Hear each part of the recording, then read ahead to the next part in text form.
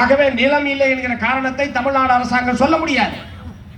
நிலம் தாராளமாக இருக்கிறது, மனசு தாராளமாக வேணும். அதுதான் இருக்கிற பிரச்சனை. ஆகவே ஒரு மனிதன் கௌரவமாக வாழ வேண்டும் என்று சொன்னால் நிலம் வேண்டும், குடியிருக்க வீடு வேண்டும், வாழ்வாதார வருமானம் என்பது வேண்டும்.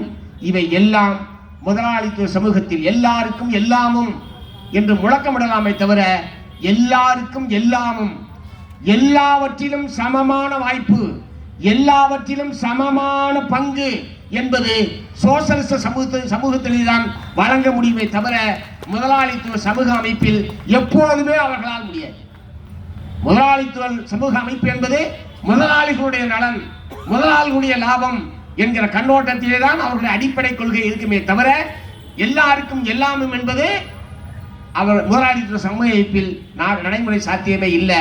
அனைத்து மக்களுக்கும் அனைத்திலும், அது நீராக இருக்கட்டும், நெருப்பாக இருக்கட்டும், நிலமாக இருக்கட்டும், தொழிலாக இருக்கட்டும், எல்லாவற்றிலும் சமமான, எல்லாருக்கும் எல்லாமும் சமமான பங்கு என்பது சோசலிச சமூகத்தில் தான் நடைமுறையிலே சாத்தியமாக இருக்கிறது.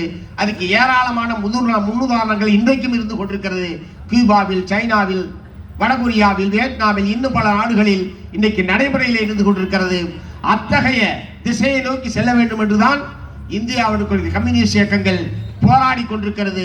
அதை நோக்கி மக்களை திரட்டுவோம் என்று சொல்லி வாய்ப்புக்கு நன்றி கூறி நிறைவு செய்கிறேன். வணக்கம்.